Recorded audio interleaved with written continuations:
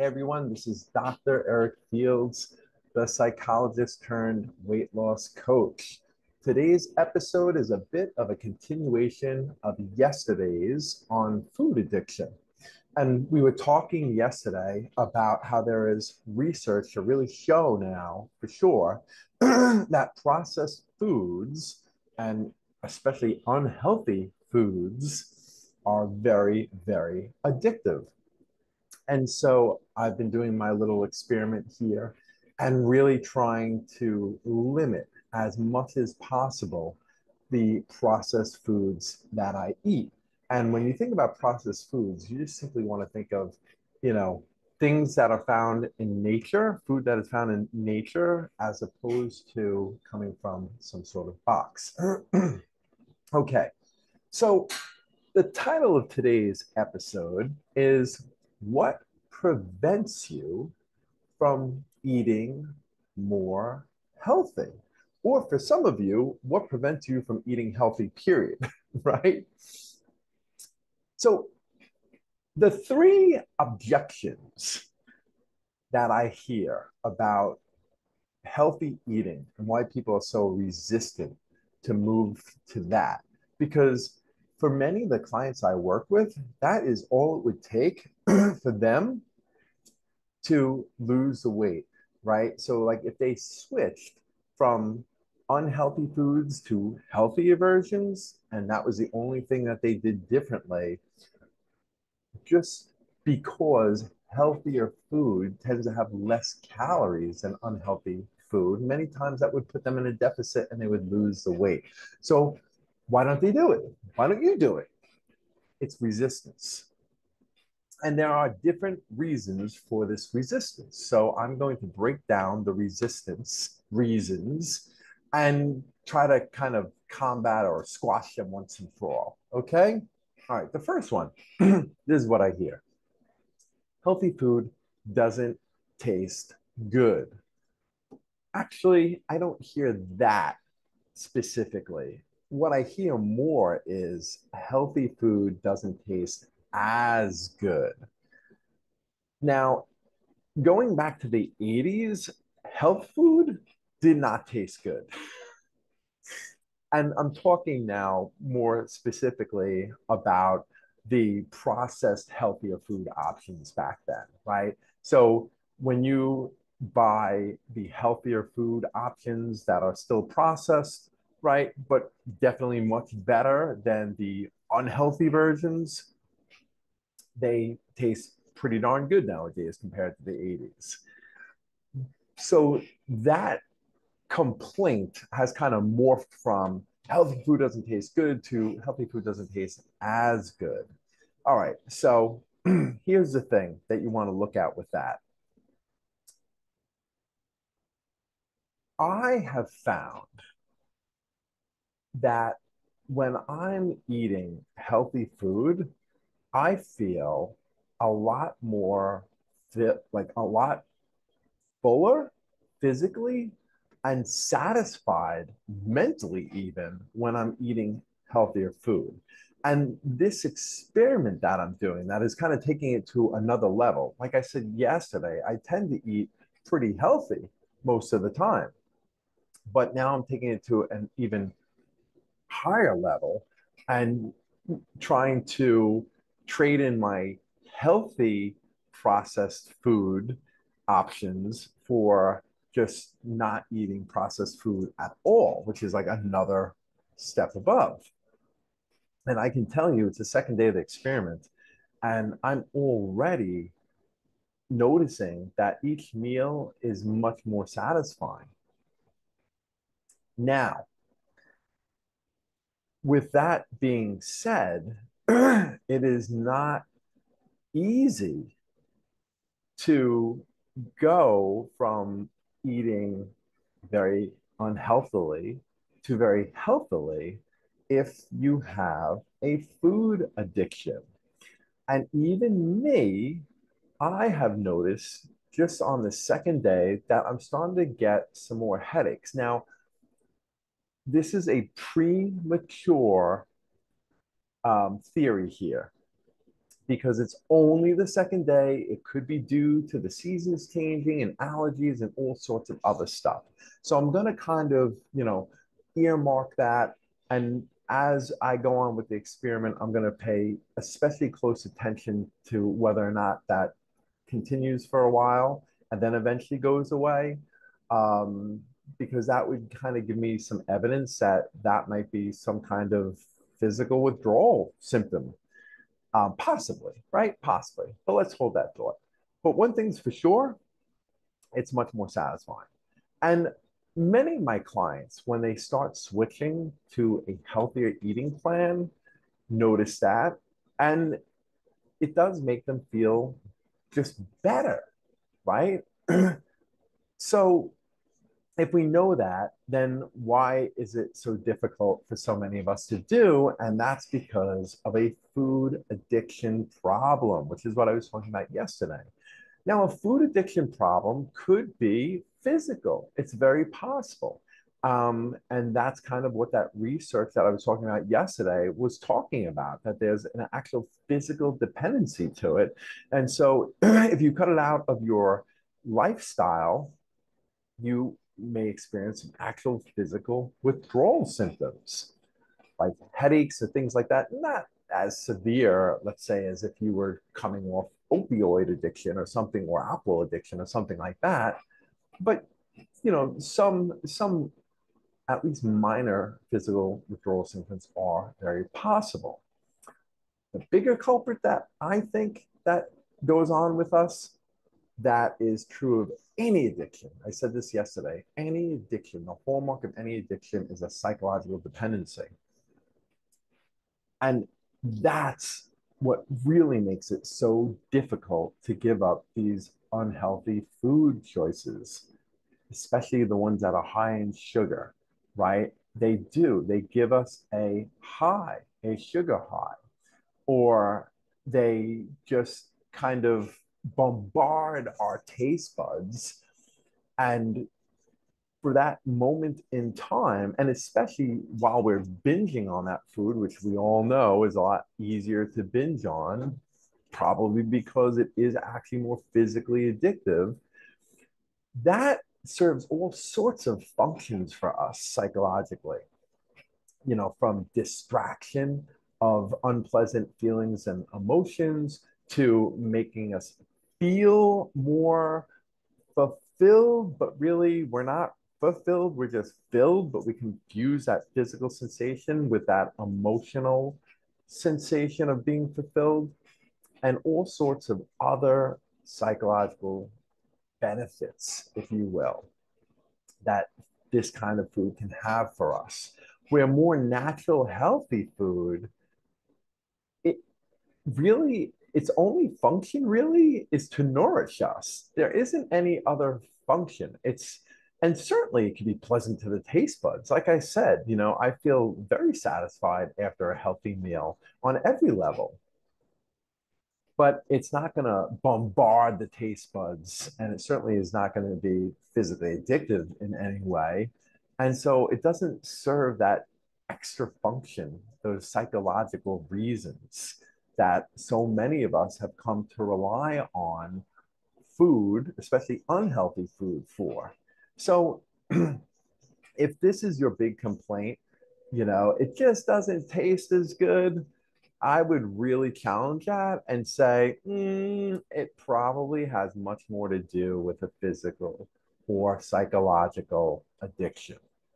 Okay, the second complaint I get when I'm trying to get my clients to eat more healthily is healthier options are more expensive. And actually, this is a legitimate concern. It is so unfortunate that you can spend less money eating at fast food restaurants every day than you could if you went to like a supermarket and bought like the healthiest or more healthy options.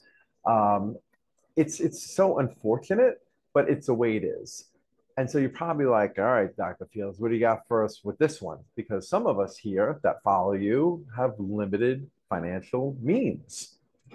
Well, here's the thing. If you switch to eating more healthy food, especially less processed foods, you are not going to eat as much because it's more physically satisfying than the unhealthy options. And that's going to lead to you losing weight. And then for sure, at your new weight, you'll require less calories and thus less food to sustain that weight. So these options, these healthy options may cost more in the beginning, but eventually, my belief is that it, at the very least, levels out because you're not eating as much. I mean, just think about the binge episodes that so many of us do, right? Putting away like a sleeve of cookies a night, right? There's a box of cookies in 2 nights, right? Or a big Ben and Jerry's that costs like a geez nowadays. What does a pint of Ben and Jerry's cost? It's like $6, $7, right? And we can put away one of them easily at night and then some. So think of how much money you're spending overeating on these unhealthy food options, right? It could balance out very easily if you switch to healthier options. Now, the last one.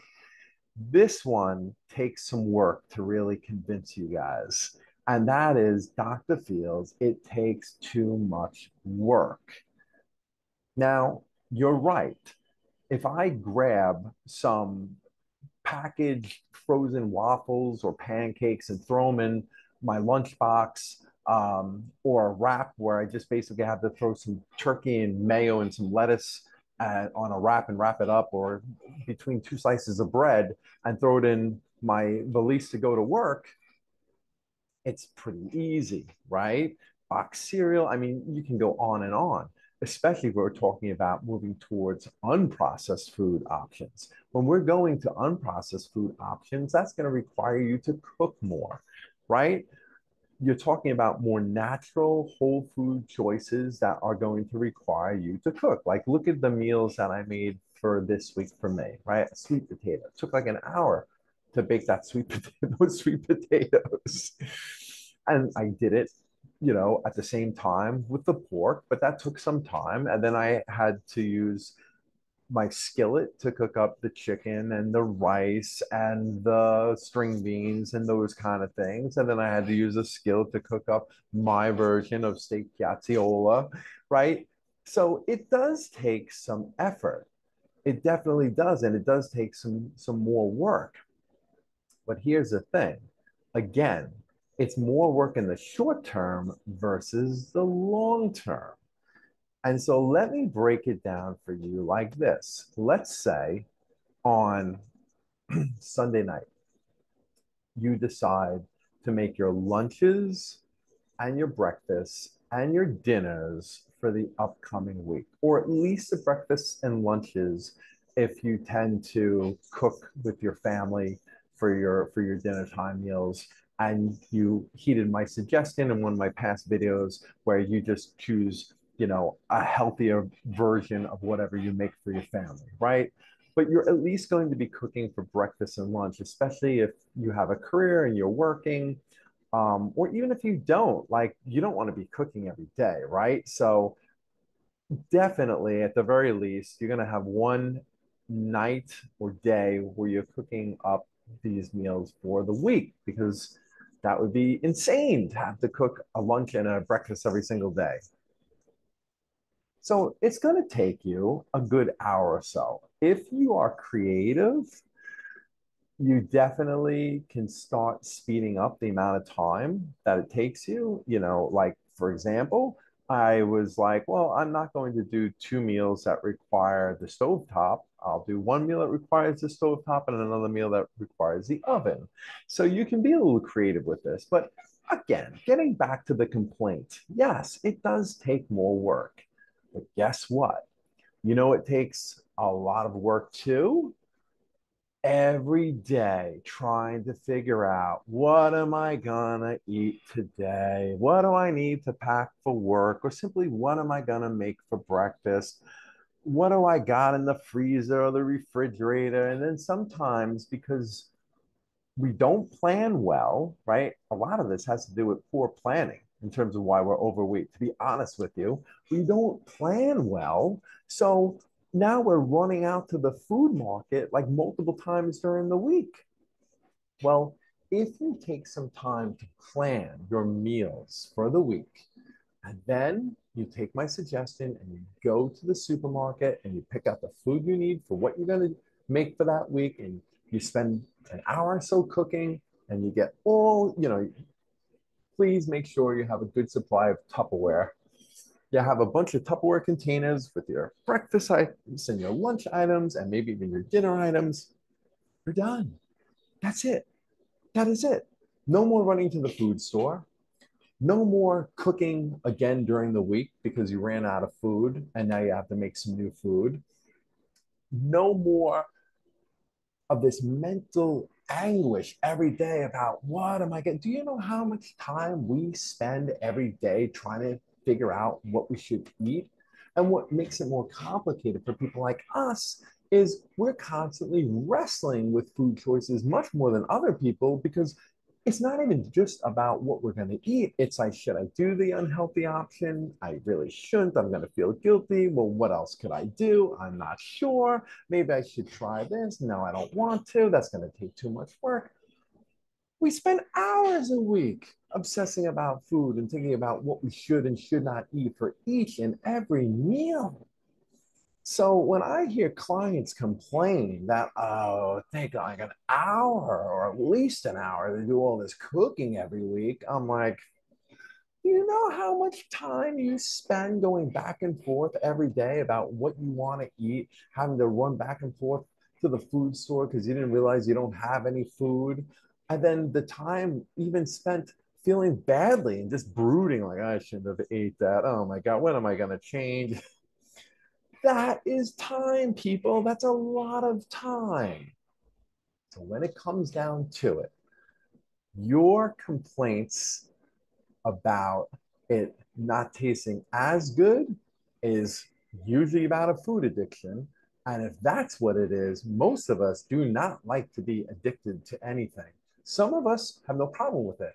And as I always say, if that's you, you do you. If you're okay being addicted to something, that's fine. And I'm not saying that sarcastically. It's really about what you are okay with or not.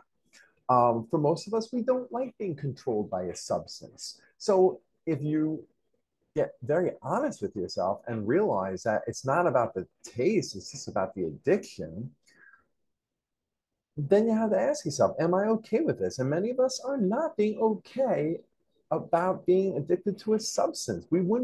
Most of us wouldn't be okay with being addicted to alcohol or drugs or gambling or anything really, right? We're not okay with it.